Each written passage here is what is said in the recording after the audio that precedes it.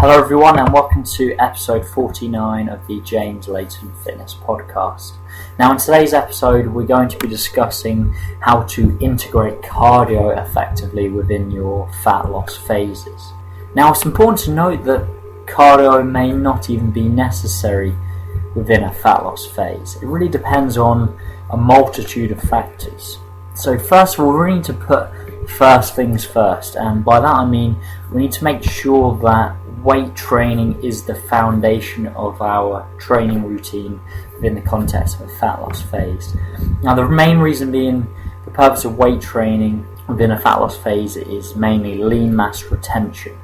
So therefore, by having the energy deficit in place needed for fat loss, if we didn't have weight training as our foundation, we would lose a lot of muscle mass within the process. Therefore, by having weight training as our foundation of our routine, with the energy deficit in place, we're going to maintain as much muscle mass as possible.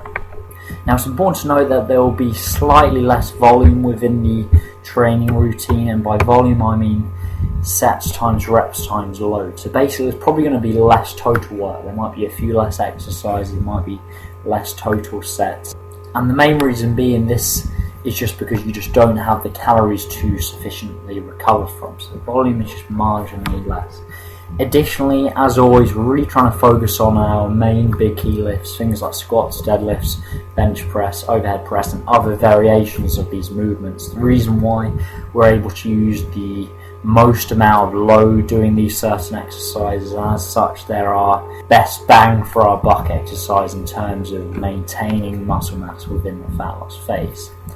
Additionally, if you're an intermediate to advanced training, it probably is worth adding a little bit more volume or more total work to some of your weaker body parts. This can help preserve muscle mass to these areas where typically you may lose more muscle mass within a fat loss phase within these kind of weaker body parts, and this is typically the case. So for me personally, my delts and arms are my weaker areas, and as such when I enter a fat loss phase, typically these are the areas that look smaller almost immediately.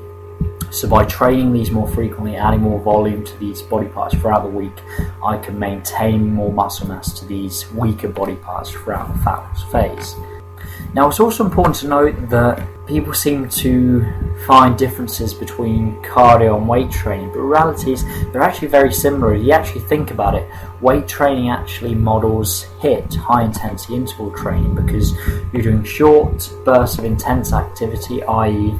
you're doing a set of 8 reps on the squat, then you're going to have a rest, then you're going to repeat the cycle, and this is exactly the same as high intensity interval training. So it's important to note that a lot of the benefits you'll get from HIIT you'll get from weight training. Ultimately you can burn a lot of calories in a short space of time, and it's important just to realise that when weight training's in place, not only are we maintaining more muscle mass by doing this within the fat loss phase, it's very effective at actually burning a lot of calories as well. And this brings me nicely on to my next point. The goal of cardio within the fat loss phase is purely to burn calories. We're not athletes, we're not looking to improve performance, we're not looking to run the 100 meters at a world record time. We're just using cardio as simply a tool to burn more calories and therefore create the energy deficit needed for fat loss. Therefore, try not to overthink this. People often try and overcomplicate things, and the reality is the goal within the context of a fat loss phase for cardio is just simply burning more calories. And as discussed, the goal of the fat loss phase is creating the energy deficit needed for fat loss. So as such, we're focusing on dropping calories and or adding cardio if and when required, and that basically means that make sure you're tracking your progress, and then when you reach fat loss plateaus you can either add more cardio and or subtract calories. And as you become leaner, you may also require some higher carbohydrate refeed days as well. Additionally, with regards to cardio, it's important that we put this after the training session, another time of the day, or this is on a rest day completely. Now the reason why we need to make sure we prioritise our weight training. So for example, if you did your cardio immediately before your weight training, which is what a lot of people do, your strength is going to be severely hampered. As such, you've got more of a chance of losing muscle mass during a fat loss phase. However, by placing cardio after the weight training session on one of your rest days, or say at least 3 or 4 hours prior to the weight training session, we're making sure that we're prioritising the weight training to make sure we're actually focusing on maintaining strength within those sessions. Now, there's 3 main types of cardio we're going to discuss today: high intensity interval training, MIS, which is moderate intensity steady state, and LIS, which is low intensity steady state. And contrary to popular belief, all of these have pros and cons, and as usual, the context will dictate the application. Now, the reason I bring this up is you'll hear so many quote-unquote gurus and experts online who say that one is better than the other. Often they'll say high intensity interval training is better than the other, but the reality is it all depends on context. So, for example, if you had a slight hamstring strain and your coach has told you high intensity interval training is the most optimal way to burn calories, despite the hamstring strain, do you really think it's a good idea to go on the treadmill and perform interval sprints? Absolutely not. So this is a good example of how context will dictate what you decide to do. Now, don't get me wrong, there's certain pros to high intensity interval training, but there's cons as well. So let's discuss the pros and cons of each. Big pro of high intensity interval training, we can obviously burn a lot of calories in a short space of time, and typically when I'm working with clients, this is the tool I use most of the time just because it's convenient. All of my clients have got busy lifestyles, and as such, having short bursts of HIIT within their routine is a great tool to burn a lot of calories but not actually use up a lot of time. However, it's important to note HIIT is harder to recover from, and as such this can potentially impede our weight training. Additionally, it is obviously quite high impact potentially if you did this on the treadmill, and this could be an issue if you've currently got some injuries. So it's important to know that because it's more difficult to recover from, within the concepts of fat loss phase, this could potentially hinder our weight training. Therefore, use this in moderation. Don't overdo it, but at the same time this can be an excellent tool to use. Second option is low intensity steady state, or LIS.